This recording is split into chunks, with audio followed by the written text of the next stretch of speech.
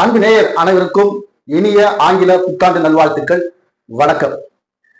Muthukumaran Bigg Boss வீட்ல ஏதோ பெரிய கொலை குற்றம் செய்து விட்டார். அந்த அளவுக்கு முத்துக்குமரனை டார்கெட் பண்ணி ரயான், ராணவ், அருண், இப்படி மஞ்சரி ஒரு கூட்டம் டார்கெட் பண்றாங்க.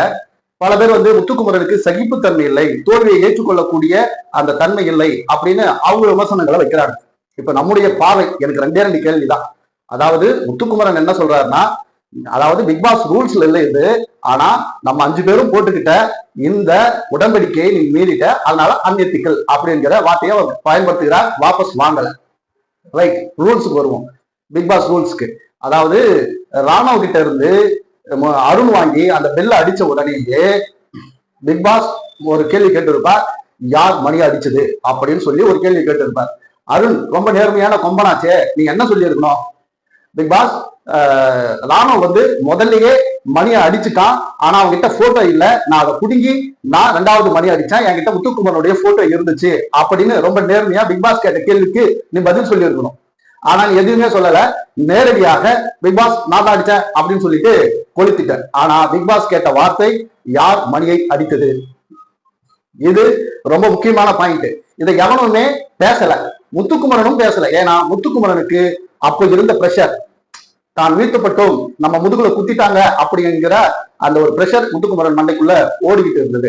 2வது, ரொம்ப நேர்மையாக பேசுறேன் அப்படின்னு சொல்லிட்டு இதுதான் வாய்ப்பு அப்படின்னு முத்துக்குமரனை சும்மா கிட்டத்தட்ட 3-4 மணி நேரமாக நோண்டிக்கிட்டே இருந்த ரயான். தம்பி, 2வது பாயிண்ட். அதாவது கடைசியா யார் நின்னா? ராணவும் விஷாலும் நின்னாங்க.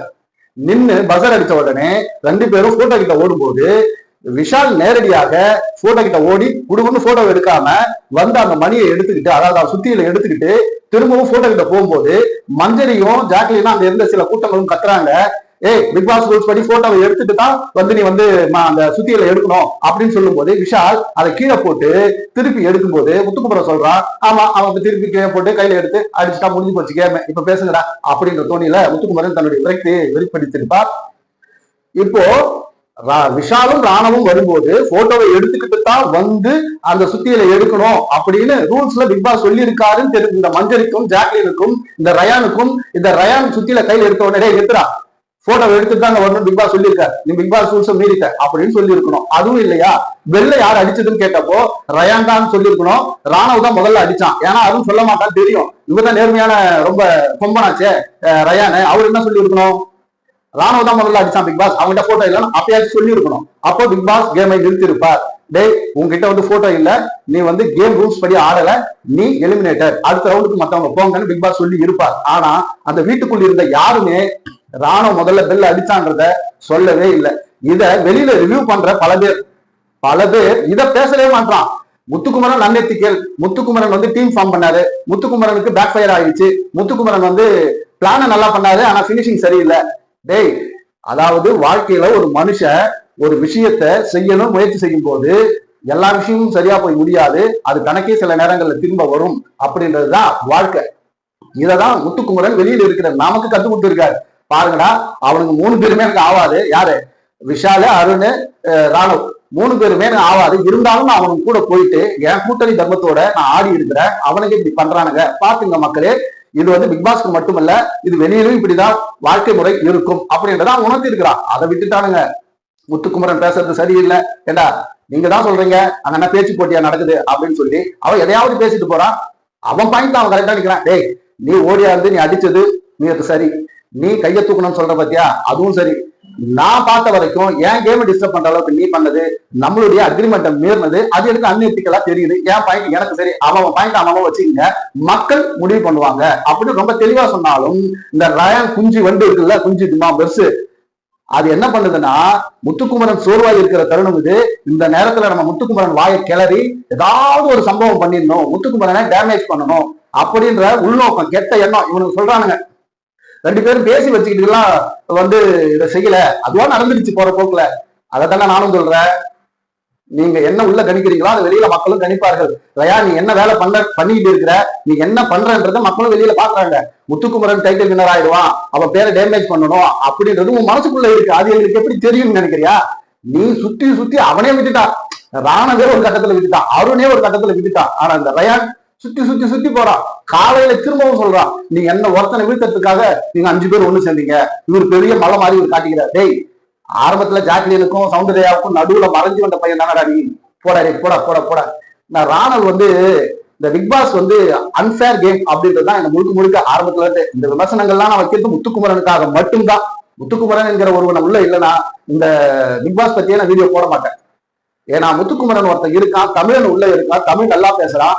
அவனை சாய்க்க ஒரு கூட்டம் வரும்போது ஒரு சகோதரனா ஒரு தமிழனா நான் வரணும் அப்படி என்பதால் தான் இந்த வீடியோ நம்ம போட்டுக்கிட்டு இருக்கோம். இப்போ நான் சொன்ன விஷயங்களை நீங்க கொஞ்சம் வந்து பாருங்க. பெல் அடிச்சது, பெல்லுக்கு அப்புறமா யார் அடிச்சது பிக் பாஸ் கேட்டதுக்கு அப்புறம் அருண் சொல்லாதது, விஷால் வந்து அந்த மணியை எடுக்கும் போது இது பிக் பாஸ் ரூல்ஸுக்கு அகேன்ஸ்டா நீ விளையாடுறன்னு சொல்லும் போது ராணுவ வரும்போது உங்களுக்கு சொல்ல தோணல. இதை நீங்க யோசிச்சு பாருங்க வியூவர்ஸ், இந்த பிஆர் டீம்ஸ், புரியுதா?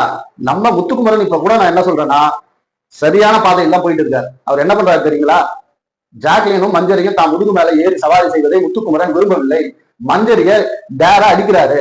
அதனாலதான் இந்த இடத்தை விட்டு அவர் அந்த இடத்துக்கே போறாரு. கலகம் பண்றாரு முத்துக்குமரன் சொல்லுவேன். கலகம் போய் ஒரு நல்ல விஷயத்துல முடியும்.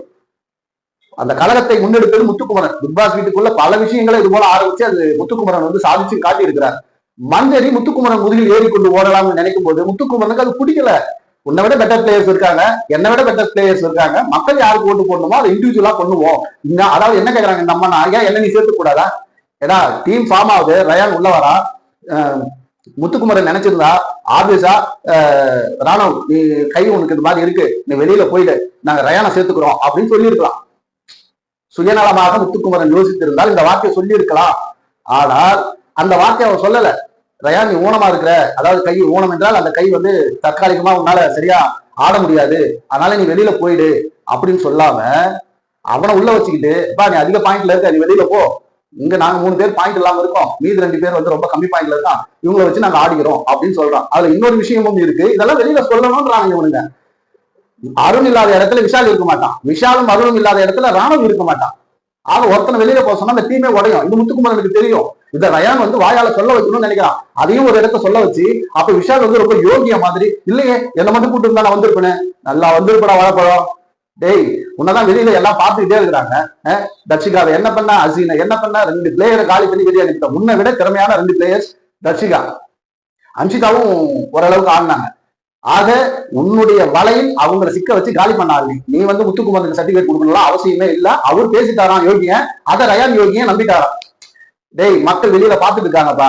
சில பேர் நினைக்கலாம் என்னடா இது மரியாதை இல்லாம டேய் வாடா போடாது. நான் வழக்கமா முத்துக்குமரன் அவர்களை வந்து உரிமையில் வாடா போடான்னு தான் நான் சொல்லுவேன். ஏன்னா அது பாசத்தின் அடிப்படையில். இவனுங்களை சொல்றது உண்மையிலேயே நான் கடுப்புல தான் சொல்றேன். இவனுக்கு என்ன மரியாதையா உள்ள பண்றானுங்க?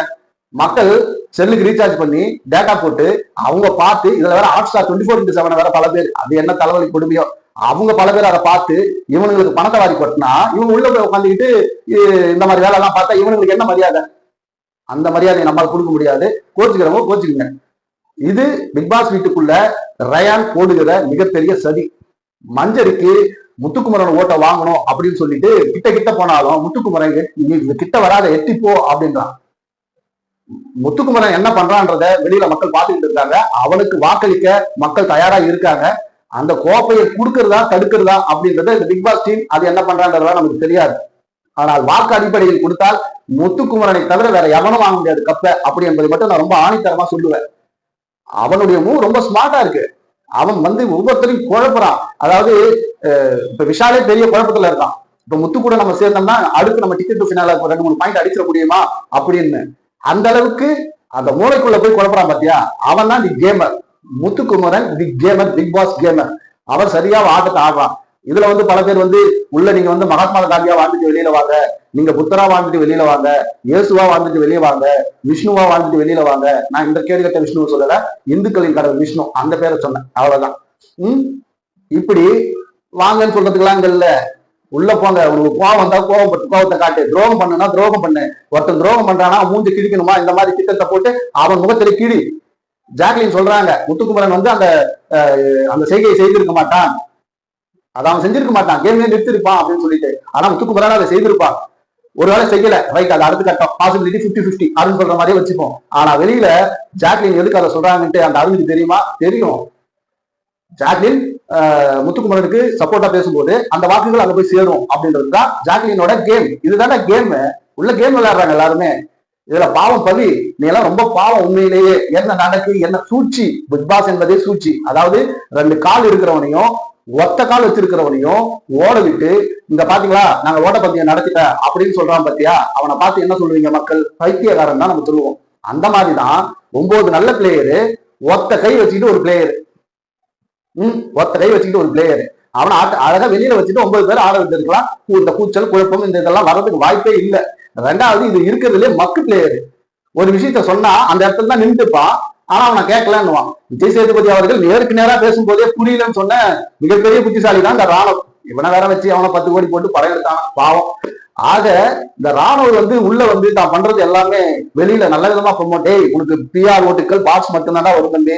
ஆனா வெளியில உனக்கு மிகப்பெரிய ஏமாற்றம் தான் காத்துக்கிட்டு இருக்கும். உன் பேர் சுத்தமா டேமேஜ் ஆயிடுச்சு. முத்துக்குமரன் அது நிறைய இடத்துல சொல்றாப்ல, நீ மக்கள் கிட்ட கருணையை எதிர்பார்க்காத, நீ எப்பயுமே உன்னை இறக்கி காட்டிக்காத, கெத்தாரா அப்படின்னு சொல்லி முத்துக்குமரன் சொல்றாரு. முத்துக்குமரன் தோத்துட்டான் அப்படின்னா கூட சந்தோஷமா ஏத்துக்க முத்துக்குமரனுக்கும் சரி, அவனுக்காக ஓட்டு போட்ட எல்லோருக்கும் அந்த மனநிலை இருக்கு. என்ன காரணம்னா, முத்துக்குமரன் வெளியில வரும்போது அவன் மக்களை சம்பாதிச்சுட்டான். அவன் சம்பாதித்து இருக்கிற மிகப்பெரிய சொத்து எது தெரியுமா? வெளியில மக்கள். அவன் போற இடமெல்லாம் கூட்டம் கூடும். அவனுக்கான ஒரு கூட்டத்தை உள்ள சேர்த்திருக்கான். அதுதான் அவனுடைய சொத்து. இவனுக்கு கொடுக்குற கப்போ பணமோ இதெல்லாம் இல்ல.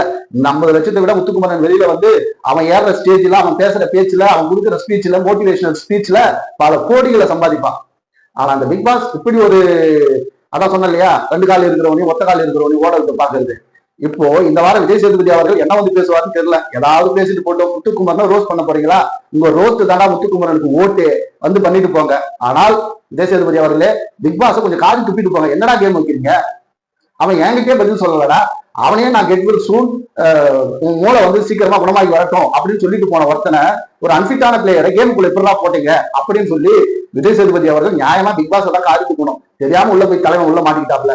சரி, எப்படி இருந்தாலும் முத்துக்குமரன் தான். அவன் கெத்துக்குமரன் தான். அவனுக்கு தமிழர்கள் ஓட்டு நிச்சயம் உண்டு. இதை எவனும் சரி, முத்துக்குமரன் நீங்க எப்படி திரித்து காட்ட நினைச்சாலும் அவனுக்கான வாக்கு இருக்கு, அவனுக்கான வெற்றி காத்திருக்கு. தமிழர்கள் அதை கொண்டாட காத்திருக்கிறார்கள் என்பதை இந்த நேரத்தில் கூறி, இந்த ரயான், ராணவ், அருண் இந்த போட்ட இந்த திட்டங்கள் எல்லாவற்றையும் தி கேமராக முறியடித்த முத்துக்குமரனுக்கு வாழ்த்துக்களையும் சொல்லி அவனுக்கு தொடர்ந்து வாக்குகளை செலுத்துங்கள் அடுத்த வாரத்துல இருந்து அப்படின்னு அன்போடு கேட்டுக்கிட்டு உங்களிடமிருந்து விடைபெறுகிறேன்.